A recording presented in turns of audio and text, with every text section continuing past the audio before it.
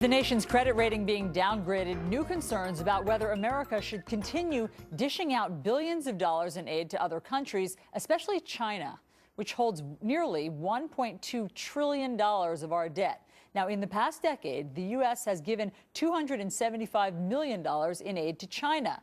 Just last year, the U.S. increased the annual amount to $47 million. Of that, $17 million was set aside to promote democracy and human rights. But it's all your money, of course, and William LaJeunesse is live in Los Angeles tracking it. Tell us about the thoughts on China, William.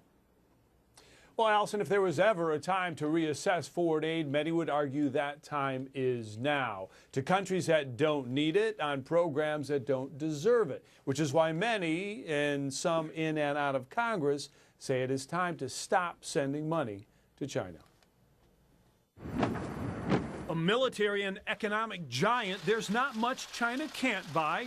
Yet U.S. taxpayers foot the bill for Chinese students to study retirement in Beijing, prostitution in Hunan, and why the Chinese smoke. Here we are sending money to a nation that we are diametrically opposed to in a time when America is broke. The Traditional Values Coalition claims the National Institutes of Health gave Chinese universities $30 million to solve largely Chinese problems. This is about the National Institutes of Health, nameless, faceless bureaucrats spending OPM, other people's money, in a way that is inappropriate. It's possible that not all of it is as well spent as it could be. Yet Clayton Dubie says scientific exchange programs help shape public opinion. If you look at what ordinary people think and feel about the United States, it definitely has an impact. Including the $275 million the U.S. spends to improve China's internet access, urban transit, and development.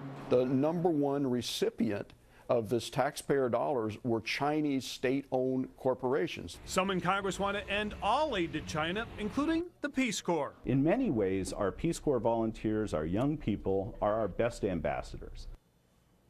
Well, critics say this isn't China bashing, but economics. Does it make any sense to borrow money from China, pay the interest, and then use it on programs that auditors say have little or no impact? Allison, it's going to be in Congress. Very hard to unwind these programs. It sure seems like it, William. Thanks so much for bringing that to our attention.